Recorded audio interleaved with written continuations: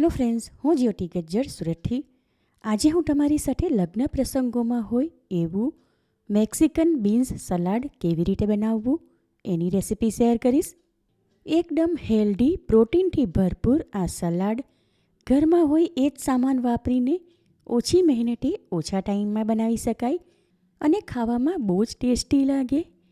Protein, fibre, vitamins અને મિનરલ્સથી ભરપૂર આ સલાડ તેલ વાપર્યા વગર બનાવશું, એટલે જેમણે વેટ લોસ કરવું છે તે પણ આરામથી ખાઈ શકે. તો ચાલો આજની આ મજેદાર રેસીપી શરૂ કરીએ. સલાડમાં નાખવા માટે કેટલાક ઝીણા કાપેલા શાક લીધા. એમાં 2 ટેબલસ્પૂન લાલ કેપ્સિકમ, 1/2 કપ લીલા કેપ્સિકમ, 1/2 કપ ઝીણા કાપેલા કાંદા, 1/2 કપ બાફેલા મકાઈના દાણા, 1/2 કપ ઝીણી કાપેલી કાકડી અને 1/2 કપ ઝીણું કાપેલું ગાજર. આશરે 1/3 કપ જેટલા ઝીણા કાપેલા લીલા કાંદાનો લીલો ભાગ લીધો. આશરે અડધો કપ જેટલું ઝીણું કાપેલું ટામેટું લીધું. ટામેટું કાપ્યું ત્યારે અંદરનો બીજવાળો ભાગ હટાવી દીધો હતો. અડધો કપ ઝીણી કાપેલી કોથમીર લીધી, એમાંથી જરૂર પ્રમાણે વાપરશું. અને 1/2 કપ ઝીણું કાપેલું બીટરૂટ લીધું. બીટરૂટને ઝીણું કાપીને પછી પાણી વડે સારી રીતે ધોઈ લીધું, એટલે એનો કલર બાકીના શાકમાં ન લાગે. હવે એક મોટી સાઈઝનું મિક્સિંગ બાઉલ લીધું. એમાં અડધો કપ બાફેલા રાજમા લઉં છું. નાની સાઈઝના લાલ રાજમા 7થી 8 કલાક માટે પાણીમાં પલાળીને રાખ્યા.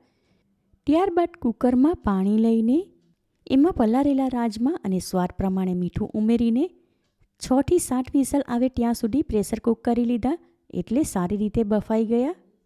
અડધો કપ બાફેલા લાલ કાબુલી ચણા લીધા. એને પણ સેમ એ જ પ્રમાણે 6થી 7 કલાક માટે પલાળીને રાખ્યા. ત્યારબાદ એને પણ કુકરમાં લઈને પાણીની સાથે સ્વાદ પ્રમાણે મીઠું નાખીને 6થી 7 વિસલ આવે ત્યાં સુધી પ્રેશર કૂક કરી લીધા, એટલે સારી રીતે બફાઈ ગયા. અડધો કપ બાફેલા મગ લીધા. લીલા મગ એક વાસણમાં લઈને 5થી 6 કલાક માટે પાણીમાં પલાળીને રાખ્યા. ત્યારબાદ પલાળેલા મગને પ્રેશર કૂક નથી કરવાના, પણ તપેલીમાં લઈને છૂટા જ બાફી લેવાના. કારણ કે સારી રીતે પલળેલા મગ ખરખરતા પાણીમાં માત્ર 5 મિનિટમાં જ બફાઈ જાય. 1/2 કપ સિંગદાણા ધોઈને પ્રેશર કૂકરમાં લીધા. ત્યારબાદ એમાં પાણીની સાથે મીઠું નાખીને 3થી 4 વિસલ આવે ત્યાં સુધી પ્રેશર કૂક કરી લીધા, એટલે સારી રીતે બફાઈને પોચા થઈ ગયા.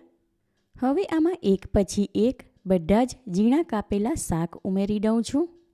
છેલ્લે આમાં ઝીણી કાપેલી કોથમીર 2થી 3 ટેબલસ્પૂન જેટલી અને અડધા ભાગના ઝીણા કાપેલા લીલા કાંદા ઉમેરીને બધું સારી રીતે મિક્સ કરી લઈએ. આ દરેક શાક એવા કે કાચા પણ ખાઈ શકાય અને એમાં મકાઈના દાણા તેમજ જે કઠોળ લીધા એ બધા જ પહેલેથી બાફી લીધા હતા, માટે આ સલાડ માત્ર 5થી 7 મિનિટમાં જ તૈયાર થઈ જશે.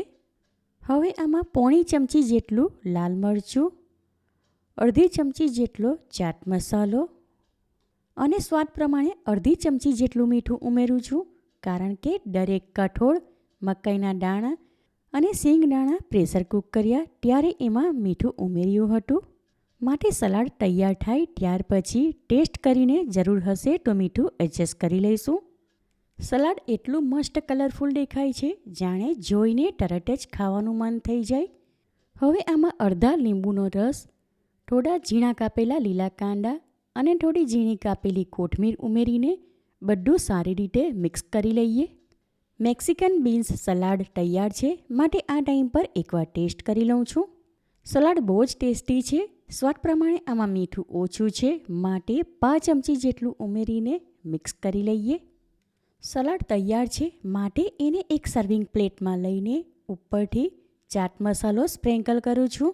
ઉપરથી ઝીણા કાપેલા લીલા કાંદા અને ઝીણી કાપેલી કોથમીર નાખીને લીંબુની ચીરી મૂકું છું. સુપર ટેસ્ટી અને પ્રોટીનથી ભરપૂર એકદમ હેલ્ધી મેક્સિકન બીન્સ સલાડ તૈયાર છે. પેટ ભરીને ખાવા છતાં વજન નહીં વધે એવું આ સલાડ આ રીતે બનાવશો તો ખાવાની મજા પડશે. મેક્સિકન બીન્સ સલાડ બપોરના લંચમાં સાઈડ ડિશ તરીકે અને સાંજના ટાઈમ પર કંઈક હળવું ખાવું હોય ત્યારે પણ બનાવી શકાય. માટે આ રેસીપી તમે ચોક્કસ ટ્રાય કરો. ઘરમાં નાના મોટા બધા જ વખાણ કરીને ખાશે. તમે મારી રેસીપી કયા શહેરમાંથી જુઓ છો અને કેવી લાગી એ કમેન્ટ કરીને જણાવો. રેસીપી પસંદ આવી હોય તો વિડીયોને લાઇક કરીને વધારેમાં વધારે શેર કરો. ચેનલ પર નવા હો તો સબસ્ક્રાઈબ કરીને બાજુમાં આપેલા બેલ આઇકન પર ક્લિક કરો, એટલે આવનાર દરેક નવી રેસીપીઓની જાણકારી તમને મળતી રહે. ફરી મળીશું એક નવી રેસીપી સાથે. Eat healthy and stay healthy.